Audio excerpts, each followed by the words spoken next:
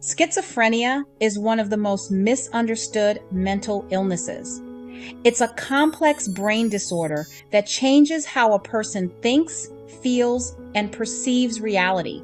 The label carries heavy stigma, fueled by myths and media stereotypes.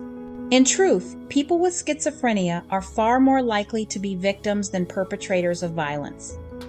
They are our friends, neighbors, and family, navigating a challenging illness with courage. Imagine facing a world where your own thoughts become confusing. These are not choices, they are symptoms of a biological disorder. Today we look back at the history of schizophrenia, story of pain, progress, and the ongoing fight against stigma. By learning from the past, we can better support those living with the condition. Our job is to listen, learn, and show compassion. And it starts with seeing the person, not just the label. In the late year of the 1800s, psychiatrist Emil Kraepelin called schizophrenia dementia praecox, early dementia. Kraepelin classified mental illnesses by symptoms and separated dementia praecox from manic depressive illness, now known as bipolar disorder. But then, Swiss psychiatrist Eugen Bleuler noticed some patients improved. Bleuler believed the core problem was a splitting of mental functions. In 1908, he introduced the term schizophrenia from Greek for split mind, meaning a fragmentation of thought and emotion. This shift brought hope. Recovery was possible. The name schizophrenia remains today, reminding us of the complexity and hope within the diagnosis. Understanding grew, and so did the chance for better care. In the early 1900s, there were no effective treatments for schizophrenia. Many were sent to asylums, large, isolated institutions. In reality, these places became overcrowded and impersonal. Patients lost their identities. Life was strictly regimented. Work therapy rarely helped patients heal. Understaffed. Asylums focused on control, not care. The confusion of illness was made worse by the chaos inside. Families were separated, and hope was scarce. The asylum walls hid people from society. For most, these institutions were places of confinement, not recovery. It was a dark chapter in mental health history. The need for real treatment became impossible to ignore. Without real medicine, early 20th century doctors tried desperate measures, hydrotherapy baths, cold wet sheets, and hours in water was meant to calm patients, but often just restrain them. Continuous baths could last days, with patients immobilized under canvas covers. Physical restraints like leather cuffs and straitjackets were common, used to control rather than heal. These methods were frightening and dehumanizing, adding trauma to illness. Psychoanalysis, the talking cure, was also tried, searching for childhood roots of schizophrenia. But schizophrenia is a brain disorder, not just a result of trauma. Psychoanalysis offered little real relief for core symptoms. These treatments reflected a time of confusion and desperation. The focus was on control, not understanding. Patients endured more suffering in the name of help. The search for a true cure continued. Each failed method pushed science to look deeper. The era of restraint and hydrotherapy was a dead end, but it forced progress. The world was ready for something better. The 1930s brought shock therapies, dramatic, risky attempts to reset the brain. Insulin coma therapy put patients into dangerous comas, hoping for improvement. Some never woke up, others suffered brain damage. Electroconvulsive therapy, or ECT, followed electric shocks-induced seizures, often without anesthesia. Early ECT was brutal. causing injuries and fear. These methods sometimes calmed symptoms, but rarely lasted, and often traumatized patients. Shock therapies were born from desperation, not understanding.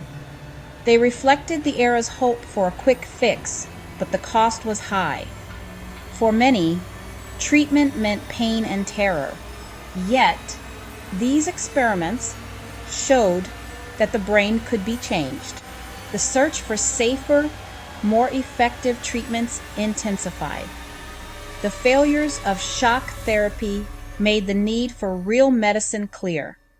Psychiatry was on the brink of a revolution, and hope was about to arrive. Outside asylums, fear and stigma shaped society's view of schizophrenia. The illness was seen as a shameful family secret, even a sign of bad blood. Eugenics movements pushed for forced sterilization, wrongly blaming genetics. Laws targeted people with mental illness, violating basic rights. Popular culture fueled misportraying those with schizophrenia as violent or monstrous. In reality, most were gentle and withdrawn, more likely to be victims than threats. Stigma isolated families, making it hard to seek help. Parents blamed themselves, neighbors whispered, friends disappeared. Shame and misunderstanding deepened suffering. The cycle of fear led to poor treatment and worse outcomes. Stigma became a barrier to care and recovery. The public sphere was written into law and culture. Breaking this cycle required new knowledge and compassion. The fight against stigma is ongoing. Understanding the truth is the first step. Only then can real change begin. The 1950s changed everything with the discovery of chlorpromazine. Originally an anesthetic, it calmed agitation in psychiatric patients. For the first time, doctors could treat the core symptoms of schizophrenia, hallucinations, and disorganized thinking. Chlorpromazine, known as thorazine, was the first antipsychotic. It wasn't a cure, but it offered real relief. The discovery proved mental illness had a chemical basis. Psychiatry shifted from control to treatment.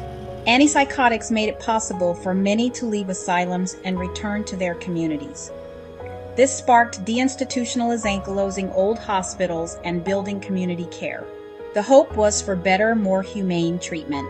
Medication brought new possibilities, but also new challenges. Not everyone responded the same way, and side effects were common. Still, the age of medicine had begun.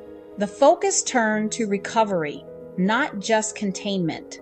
The revolution in treatment had started, and the future looked brighter.